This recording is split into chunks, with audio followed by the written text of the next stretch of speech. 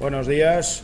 Continuamos en la unidad 3, descripción de datos, que es lo que hemos estado estudiando hasta la fecha, y hoy vamos a comenzar a hablar de lo que denominaremos distribuciones teóricas. Es decir, hoy vamos a ser capaces de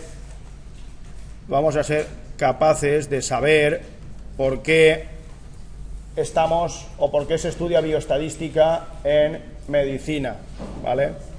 Normalmente ya hemos estudiado la muestra, es decir, hemos estudiado esos datos que vais a recibir, que son parte de toda la población. Vais a tener datos que te van a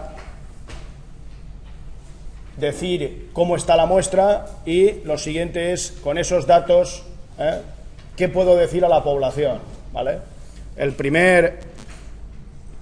decir, la distribución muestral tiene que ver con esos datos que en investigación vais a recibir a partir de esa población mucho más grande. El uso de un fármaco, cómo se comporta un fármaco, lo normal es realizar estudios en una pequeña parte de la población y ver si esos datos que se fabrican o se producen en esa pequeña parte de la población pueden después ser generalizados a toda la población. Ese es un poco la parte de lo que queremos hablar con distribuciones teóricas. Es decir, sabemos cosas de la muestra y ahora vamos a intentar generalizar. Para generalizar, primero tenemos que hablar de distribuciones teóricas, de distribuciones en la población. Bien, voy a comenzar con el ejemplo más claro, que más se entiende, del uso de la estadística a nivel muestral a la hora de tomar decisiones a nivel poblacional, que es con una analítica que muchos de vosotros habréis realizado alguna vez, ¿vale? Entonces, en una analítica tiene dos partes claramente diferenciadas. La primera parte es lo que ellos llaman resultado, que es, entre comillas o sin comillas, tu valor de hematíes, de hemoglobina, de hematocrito, del volumen corpuscular medio. Es decir, todos estos valores que tenéis aquí, son valores muestrales, es tu valor, ¿de acuerdo? Tu valor. Entonces, ¿qué es este de valores de referencia? Esto de valores de referencia, que suele ser un intervalo, fijaros que para la hemoglobina, por ejemplo, tenéis un valor entre 13,5 y 17. 13,5 y 17, ¿vale? Entonces, ¿qué es lo que te está enseñando la analítica? ¿Qué es esos valores de referencia que son? Fijaros, el último día estuvimos viendo los histogramas, que son así más o menos. Este es un tipo de histograma, nosotros lo vimos discretizado, es decir, unas barras así, esas diagramas de frecuencias, diferentes intervalos, la frecuencia absoluta. Este sería nuestro histograma particular. ¿Y qué son los valores de referencia? Los valores de referencia son tomados de mucha gente, es decir, con una muestra muy grande de toda la población. Estos dos valores que tenéis aquí, que son este valor y este valor, son los valores en la población, que suponen que dentro de ellos está el 95%. Es decir, que son, para que se entienda, tenéis un valor aquí, que es el A, un valor aquí, que es el B, y aquí dentro está el 95%. ¿Vale? Por tanto, 4,2, 5,9. 5,9. ¿Vale? Estos son los valores de referencia para gente que tiene una determinada edad. Para gente que tiene una determinada edad, porque los valores de referencia son para la misma edad y para incluso el mismo sexo, edad y sexo. Entonces, tú ahora ves el 5,38. El 5,38, que lo podemos tener por aquí, este es tu valor. Entonces, la observación de tu valor, si conoces la distribución teórica, en este caso de los hematíes, si la conoces, si tienes información sobre la distribución, si tienes información sobre ese histograma, al médico, ¿qué le permite decir? Le permite decir que ese valor que tú has observado, porque la analítica, ¿qué es el único valor que calcula? El tuyo, es decir, calcula ese 5,38, ¿vale? Al calcular ese 5,38 y mirar la zona o las bandas de referencia o el intervalo de referencia o los valores de referencia, lo que le está diciendo al médico que es que tiene un valor normal. Este 95%, estos valores, son los que habitualmente son supuestamente normales para gente de una determinada edad y un sexo, el que sea, ¿vale? Como veis, tú vas comprobando y llega a la glucosa, llegas a la glucosa y dice: glucosa, usted tiene un valor de 291 miligramos por cada decilitro, 291. Entonces, yo tengo otra vez mi distribución poblacional, mis valores A y B, esos valores de referencia en este caso son 76 y 110. 110, aquí dice que está el 95% de la población con esa edad y ese sexo, ¿vale? ¿Y qué valor tengo yo? Un 291. Ese valor 291 ¿está dentro de la zona de referencia? No está. ¿Eso qué significa gráficamente? Gráficamente quiere decir que este valor está aquí, lejísimos, está lejísimos. Por tanto, es un valor como anormalmente alto, anormalmente alto. Y si tienes un valor anormalmente alto, el médico, ¿qué dice? Oiga, si la distribución teórica para la gente de esta edad, la distribución tiene este histograma, si usted tiene un 291, usted lo que pasa es que no está dentro de esos valores normales y por tanto usted empieza a tener un riesgo importante de no estar sano con ese nivel de glucosa. ¿Se entiende la diferencia entre el valor observado y tener ese, entre comillas, esa distribución teórica? En este caso, lo que llamaremos distribución normal. Esta será una distribución que nos gusta mucho a los estadísticos porque es la distribución normal. Esa distribución normal ahora la estudiaremos con más detalle, pero la idea es, si sé cosas de la distribución teórica, lo puedo aplicar a un caso concreto, que es este ejemplo. Si yo sé cosas de la distribución teórica, resulta que cuando alguien llegue, miraré la distribución teórica y si no está en esos valores, querrá decir que esa persona empieza a tener, aquí como veis, el único valor que está especialmente fuera de los límites de referencia es el con la glucosa, que está muy alejada de ese 110. Por tanto, el médico en este caso, solo con la observación de ese 291 y conocido cuál es la distribución, cuál es el histograma, ¿vale? ¿Cuál es ese histograma?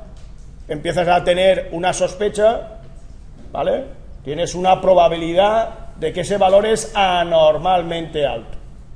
Es parecido a si yo dijese o distribuyese aquí vuestras alturas.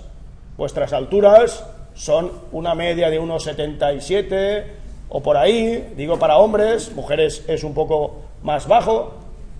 ¿Qué pasa si llega a un 2,17? Pues que es un valor que a la vista de tu distribución es un valor anormalmente alto. En este caso es Pau Gasol que llega, pero no quiere decir que esté enfermo en ese caso, porque ese valor anormalmente alto puede ser que sea su propio organismo el que mantenga, pero para mucha gente ese valor es anormalmente alto y por tanto vuestra capacidad de médico tendrá que empezar a tomar medidas porque tiene un riesgo muy elevado o muy posible.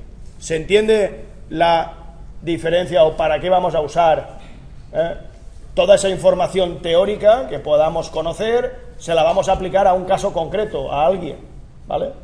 ¿Se ha entendido el objeto de esta analítica? Es decir, una analítica lo que tiene son las distribuciones teóricas o muestrales con mucha gente de cada parámetro bioquímico, y cuando tú llegas estás mirando si esa distribución de mucha gente tú encajas dentro de esa distribución, que es los valores que contengan el 95%. Cuando estás fuera, eso quiere decir que estás en los extremos, en el 2,5 a la derecha o en el 2,5 a la izquierda. Y es cuando empieza el médico. Normalmente, ¿qué pasa? Que cuando estás con un parámetro fuera de control, tienes más parámetros fuera de control y empiezas a tener todos estos que tenéis ahí, algunos anormalmente altos o anormalmente bajos, ¿vale? Niveles de hierro, pues normalmente son anormalmente bajos, anemias, etcétera, es decir, glucosas hacia arriba, es decir, ¿se entiende la problemática? Bien. Entonces, supongamos... Pero si cogemos el valor de referencia como el 95% de la población, si de repente la población se vuelve obesa, quizás... Correcto. Aunque eso produzca anomalías en todos ellos, Vamos a ver, la pregunta es pertinente porque los valores de referencia son valores de referencia de población sana, ¿vale? De población sana. Si, como tú planteas, los valores de peso, por ejemplo, que es la sociedad americana, por ejemplo, es una sociedad con valores altos de peso, ¿no? Los valores que salen aquí son los valores supuestamente de una población normal sana, para que el médico, cuando observe, esté comparando con lo que se entendería un patrón normal sano. Si esto dependiese de los valores que lleguen, que sería tu planteamiento, cada vez que llega una bioquímica añado el nuevo valor a ese sistema y lo que pasa al final, si tengo cada vez gente más grande, que los valores de referencia los iría moviendo. Entonces, no es el caso es, tú calculas esos valores de referencia, tienen que ser de población sana, evaluada sana, se hace un estudio, se calculan cuáles son esos valores que son el 95%, que es lo que vamos a hacer hoy, cómo se calculan esos valores del 95%, la banda de referencia del 95%, y no tienes, lo que no puedes hacer es que los propios datos te vayan cambiando lo que se considera sano. Según eso, si fuera por observación, pues muchos americanos estarían dentro de esa banda del 95%, y no es verdad. Es decir, los valores normales se entienden normales. Si empiezas a pesar 140 kilos, pues no vale a que, entre comillas, la campana se mueva hacia la derecha, como sería el caso que estás planteando, que se eleve esos valores de referencia. Sí que es verdad, y sirve, y por eso la pregunta es pertinente, que los valores de referencia, cuando miras, por ejemplo, glucosa, pues la glucosa con la edad va cambiando, y los valores de referencia, si es una persona de 18 años, le ponen unos valores, y si es una persona de 65, le ponen otros, porque se sabe que hay parámetros que aumentan con la edad, y lo que no vas a decir es intentar tener el mismo valor a los 18 que a los 65 en algunos parámetros. A ver, había una pregunta aquí. Que, por ejemplo, para considerar obesidad, las tablas son diferentes en Estados Unidos que en Japón. Claro. Por lo tanto, sería totalmente válido. Correcto. Es decir, que las medidas de referencia tienen que ser calculadas, es decir, esos valores tienen que ser calculados sobre la población a la que se le van a aplicar. Yo siempre cuento la anécdota que muchas básculas iniciales en las farmacias, los datos, las básculas venían de Japón, y los datos que hacía la predicción era sobre patrón de japoneses, que suelen ser un poquito más bajos y más finos que los españoles. Ese es un poco el ejemplo. ¿Había otra pregunta?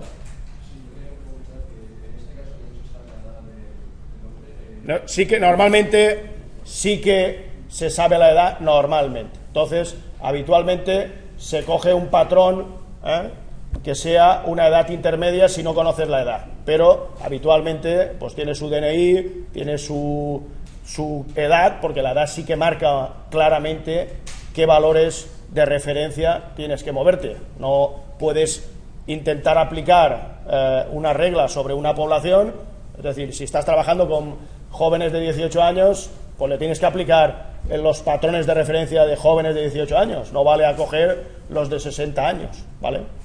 Bien, esta es la idea, ¿no? Es decir, tú tienes la presión sanguínea de una muestra aleatoria de 113 hombres. Eso, ahí tenéis los diferentes valores, pero si la muestra es de 500, si la muestra es de 500, fijaros que el histograma, cada vez este histograma tiene más huecos, porque tiene pocos datos, pero esto, si tuvieras en vez de 500, 1000, esto cada vez se parece más a esto, a una línea así. Es decir, que cuando yo dibuje esa línea, lo que estoy representando es cómo varían mis datos. ¿Cómo varían mis datos? Esto es la parte las distribuciones teóricas de los datos, ¿qué es? ¿Cómo van a variar mis datos en la población? Aquí lo que te está diciendo es cómo varían los datos en la población. Ese histograma, como sabéis, aquí dentro, debajo, tiene una unidad de área, una probabilidad. Si os acordáis, el histograma se presentaban las frecuencias relativas y la suma de todas las frecuencias relativas tenía que dar 1. Por tanto, este es lo que entenderíamos con un histograma que al final, para la población entera, ya es casi perfecto. Es una línea continua, lo tenéis aquí, es una línea continua. Y fijaros, ¿dónde estará la media? La media, ¿por dónde estará? La media es un centro de gravedad, ¿vale? Aquí puede estar la media puede estar ahí. Si yo pusiese aquí el punto de apoyo de esa báscula, de ese eje que pusimos el otro día, ese sistema, ¿qué le pasaría? Que se iría hacia la derecha, se hundiría. ¿Dónde está el centro de gravedad? Aquí. Y tienes el centro de gravedad, ¿vale? Por tanto, lo primero que calcularemos será esa media poblacional. Es decir, ¿se entiende la diferencia entre distribución muestral, que es los que has observado, a los que son la poblacional, que son todos? ¿Vale? todos tienen una distribución, se reparten esos datos, y no es lo mismo eso que estáis viendo, que es una forma que nosotros, la que nos gusta a nosotros, que es la distribución normal. ¿Por qué es normal? Fijaros, es normal porque hay muchos valores en el centro, es decir, hay muchos valores parecidos a la media y pocos valores que se separan de la media por arriba y por abajo. Lo que yo os decía el otro día, y ahora seguramente se entenderá mejor, lo que yo os decía de la distribución de la riqueza, pues es una cosa así. No tiene forma normal. Hay muchos aquí, en el cero, y aquí hay muy poquitos con mucha... ¿Qué es lo que nos gustaría? Que esto se fuese moviendo hacia la derecha para conseguir una cosa así. Esa fórmula, esa forma, quiere decir que hay mucha gente que tiene un valor medio, gente que tiene valores más altos y gente... Por tanto, esto es lo que se decía de España, que teníamos una gran clase media en el centro con unos valores... ahora eso se está bipolarizando, entre comillas. Entonces, lo que quiero que entendáis es que la variación de los datos, es eso lo que estamos intentando ver, cómo se distribuyen los datos, cómo se comportan los datos. Porque si tienes esa información, podrás decir cosas del dato que te llegue, ¿de acuerdo? Por tanto, la función de densidad es esa curva idealizada, que es lo que os estoy poniendo aquí. Esta curva es la función de densidad. Esto es la función de densidad, que habitualmente llamaremos como f de x. Entonces, esa curva,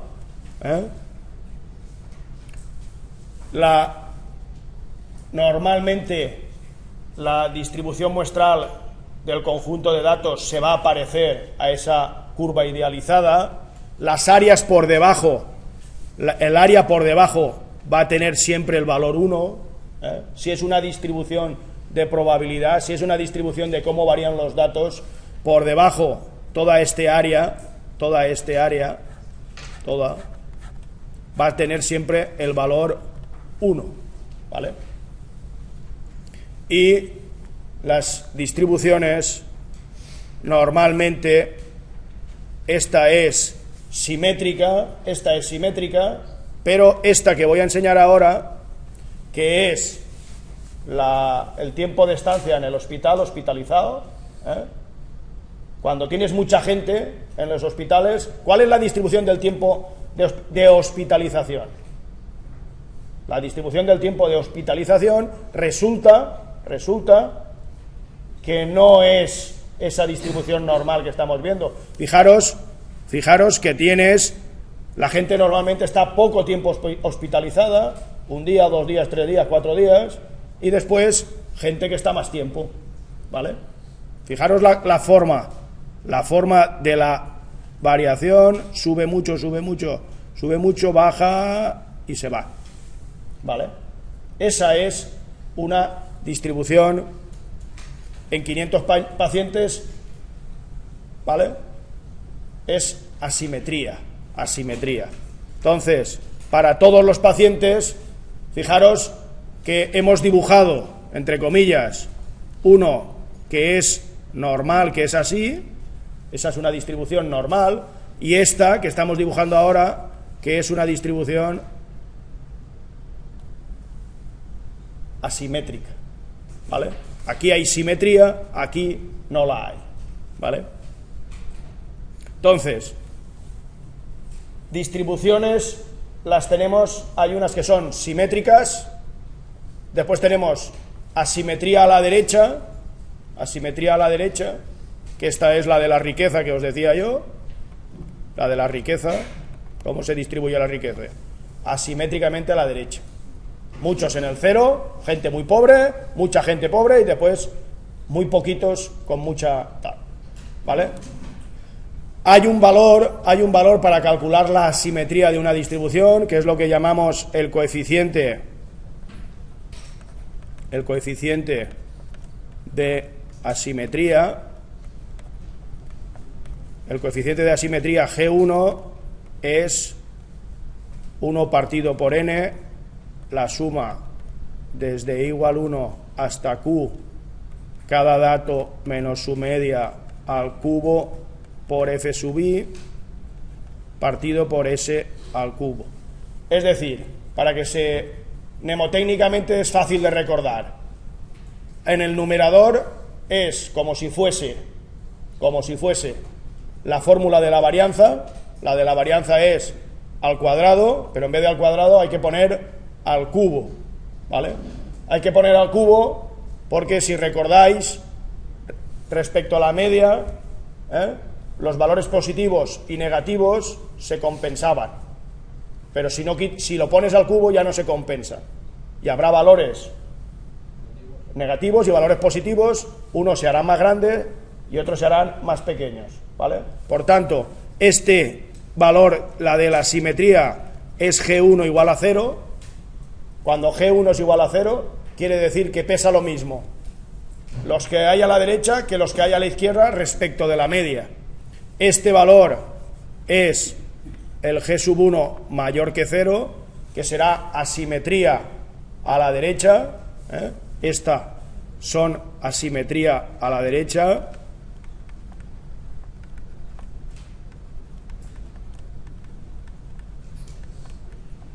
Es asimetría a la derecha, y G sub 1 menor que 0 es asimetría a la izquierda. Este es el coeficiente de asimetría es un valor que no tiene unidades, porque arriba tienes unidades al cubo, abajo tienes unidades al cubo, por tanto es un valor sin unidades, y si ese valor vale 0, quiere decir que la distribución es simétrica, tiene esa forma simétrica. Si el valor es positivo, se va a parecer a una simetría a derechas, y si el valor es negativo, se va a parecer a una simetría a la izquierda. Formas de esas distribuciones. Como veis aquí, hay una bimodal, una uniforme. Esta bimodal quiere decir que tiene dos máximos. No todas las distribuciones son tan chulas como la famosa normal, ¿vale? Esa es la normal, pero distribuciones, cómo varían los datos, hay todas las posibles imaginables, ¿vale? Ahora, dentro de las normales o de las simétricas, del conjunto de las simétricas, hay unas que son como la normal, después hay unas que son simétricas pero así, leptocúrticas que se llaman. Esas leptocúrticas todas son simétricas, y después hay otra que es platicúrtica, que es una cosa así. Dicho de otra manera, para que se entienda fácil, esto se calcula con un coeficiente que se llama de aplastamiento.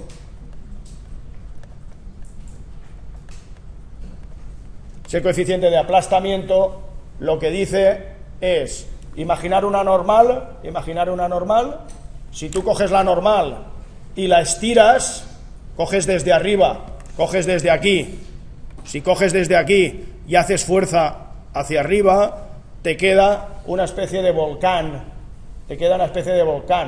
¿vale? Curva, que es simétrica, y estiras la línea. Esa es leptocúrtica.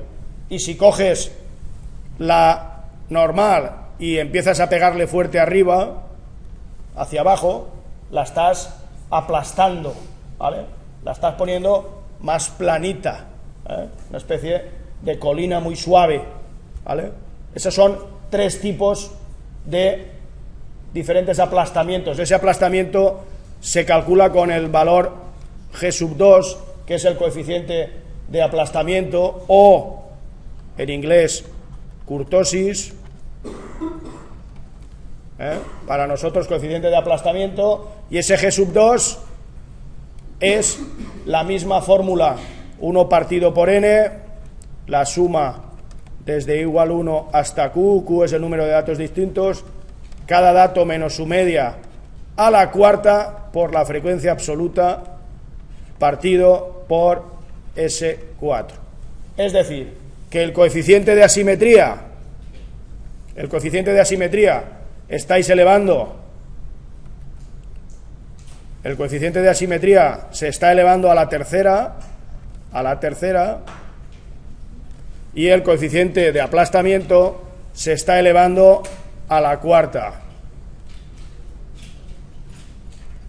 Las dos medidas, tanto el coeficiente de asimetría como el coeficiente de kurtosis o aplastamiento, son una medida adimensional, no tiene unidades, y tú puedes, sabiendo el G sub 1, G sub 1,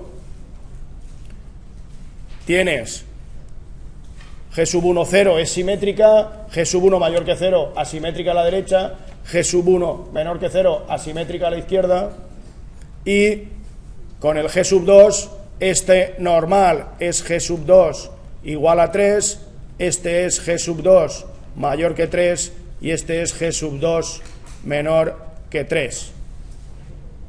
Con el coeficiente de asimetría y con el coeficiente de kurtosis tenemos una aproximación a el valor de la normal. Tiene que ser simétrica y tiene que ser un coeficiente de aplastamiento de 3.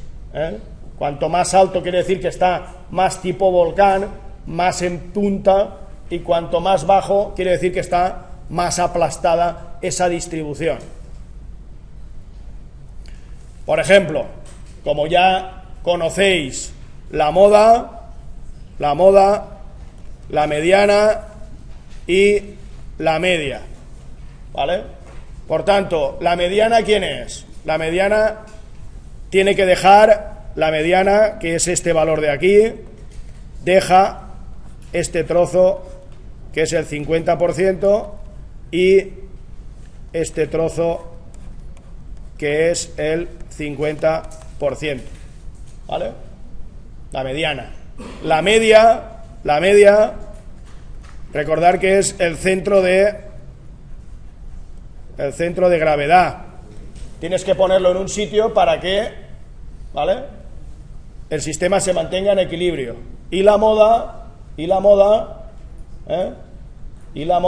es el valor que mayor frecuencia tiene, que es el valor con mayor frecuencia aquí, ¿vale? Tres conceptos que ya conocemos: media, centro de gravedad; mediana, valor que deja el 50% por detrás, 50% por delante; y moda, el valor, por ejemplo, si son simétricas, ¿qué le pasa a la media, la mediana y la moda? Si son simétricas, la media, la mediana y la moda son el mismo valor, ¿vale? En este caso, aquí a la izquierda, tengo el 50%, está el punto, el centro de gravedad, y tengo la moda. Las tres cosas coinciden en el mismo valor, media, mediana y moda, si es simétrica, ¿vale? ¿Para todas las simétricas? Para todas las simétricas, si es simétrica. Es que si no es simétrica, no.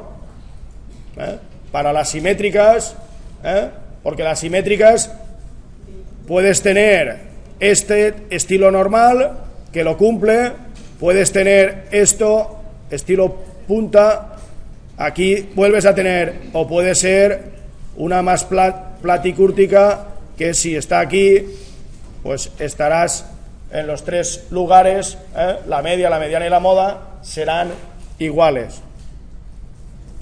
Cuando es sesgada positivamente, asimetría a la derecha, cuando es asimetría a la derecha, resulta que la mediana está aquí, 50-50, este es un 50 y este es el otro 50, y la media es más grande a la derecha porque tiene que equilibrar, ¿sabéis aquello de dame un punto de apoyo y mover el mundo? Si estoy muy alejado, porque tengo asimetría a la derecha, con muy poco peso, la media ¿qué tiene que hacer? Desplazarse hacia la derecha para buscar el centro de gravedad, ¿vale? Cuando es asimetría a la izquierda, la asimetría a la izquierda, vuelvo a tener mi 50%, mediana, este otro es el otro 50%, y la media, ¿qué tiene que hacer? Si hay pesos, valores extremos en el extremo de la izquierda, por centro de gravedad, la media, ¿hacia dónde se tiene que mover? Hacia la izquierda, ¿vale? Se moverá más a la izquierda cuanto más valores extremos en la izquierda tengamos, ¿vale? Y la moda, como veis, siempre en el valor con mayor frecuencia. Bien, ya tenemos una primera aproximación a esas distribuciones de datos teóricas, la primera aproximación, y vamos a empezar con la normal.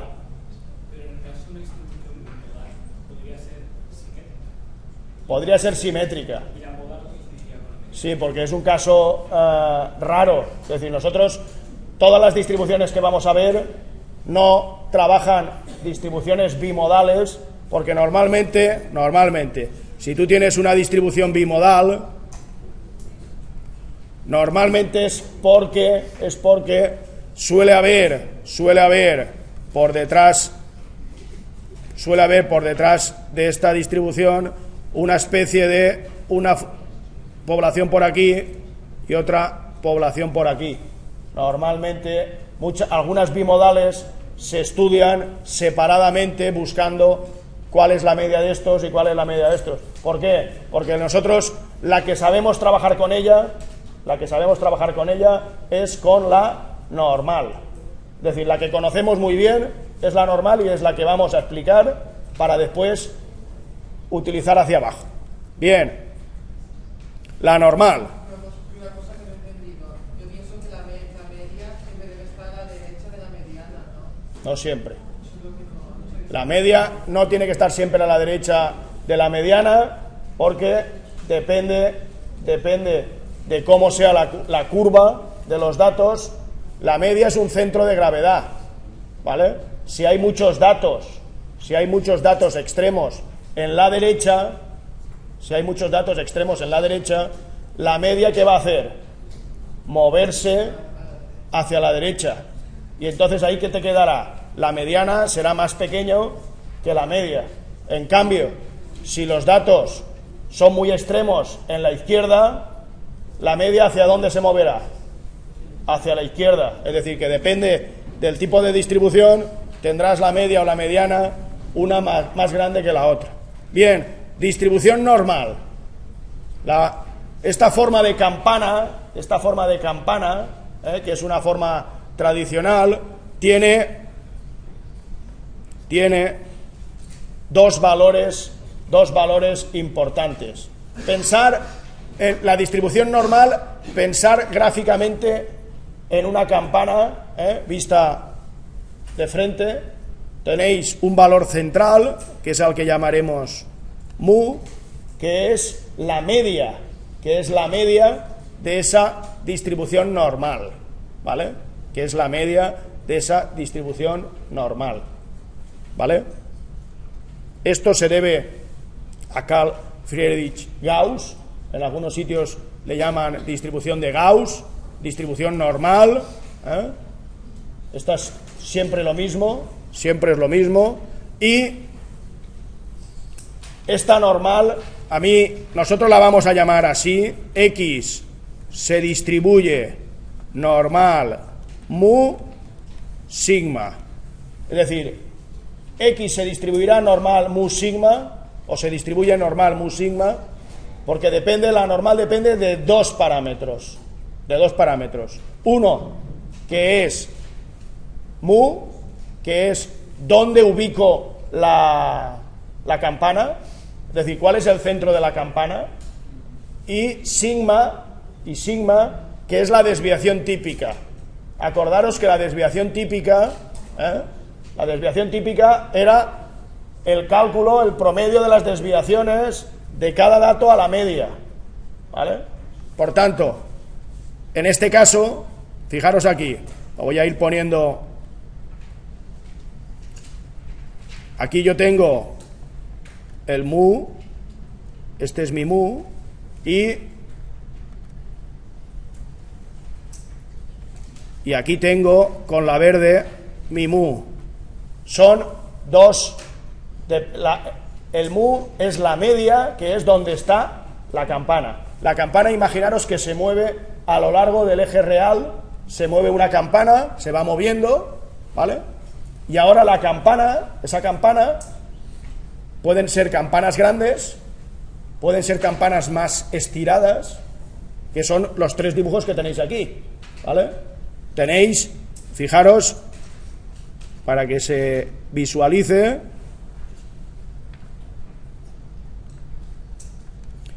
este tiene una tercera media, tienes tres campanas con tres medias distintas, y a la vez que tienes tres desviaciones típicas distintas.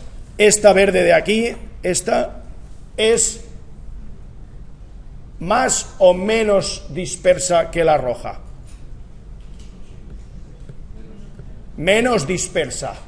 Es decir, cuanto más concentrados estén los datos, cuando más estirada esté la campana, querrá decir que es menos dispersa, ¿vale? La normal depende de dos cosas: dónde está la campana, es decir, dónde es la media, y qué desviación típica tiene. Aquí tenéis infinitas, puedes tener infinitas normales, puedes tener X se distribuye normal, mu, sigma, mu, ¿qué valores puede ser? El que sea. Y sigma, ¿qué valores? Sigma siempre son valores positivos, porque la desviación típica siempre es un valor positivo, pero puedes tener infinitas posibilidades, distribuciones de esa línea normal, ¿vale? La función f de x, que tampoco hay que estudiarse, pero que hay que saber que esa f de x, cuando tú le das valores a la función, te dibuja esto, ¿vale? Que depende de sigma y depende de mu. Depende del sigma y el mu que pongas, te saldrá una curva u otra. Esta es x normal mu sigma, ¿vale? Nosotros, como veremos, bajo la curva normal, bajo toda esta curva normal, bajo la curva normal, ¿cuánto tiene que haber? Todo esto, ¿cuánto vale? 1. Esto, ese 1, y calcular este área, a alguien le tiene que sonar a el cálculo integral.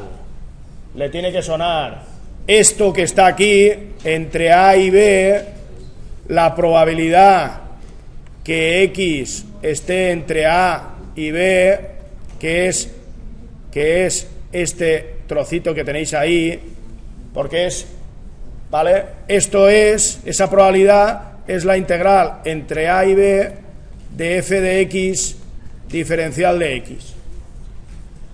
No quiero asustar a nadie porque no vamos a centrarnos en el cálculo integral, pero sí que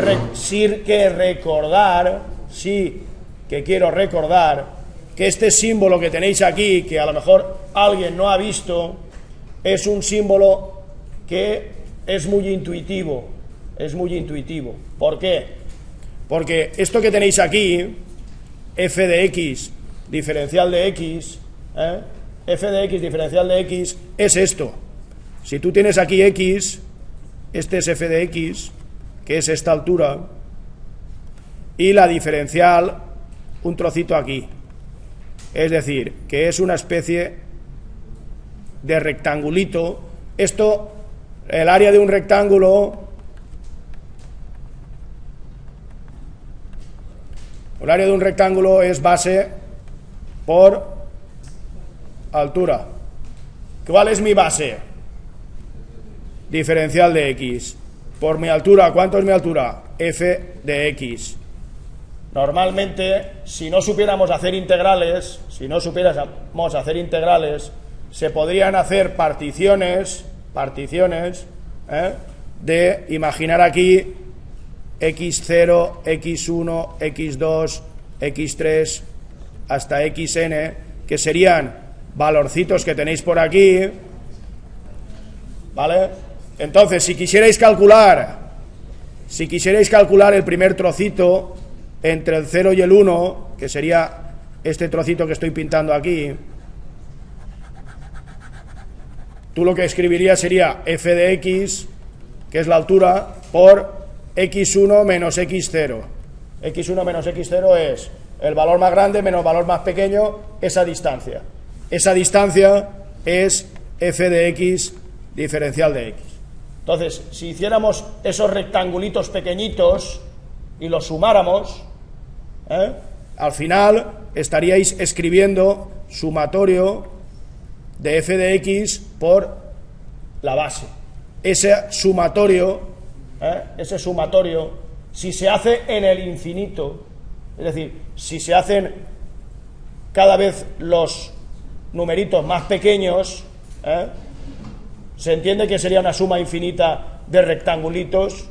Esa suma infinita de rectangulitos es lo que es el cálculo integral, que es calcular el área por debajo de la función, ¿vale?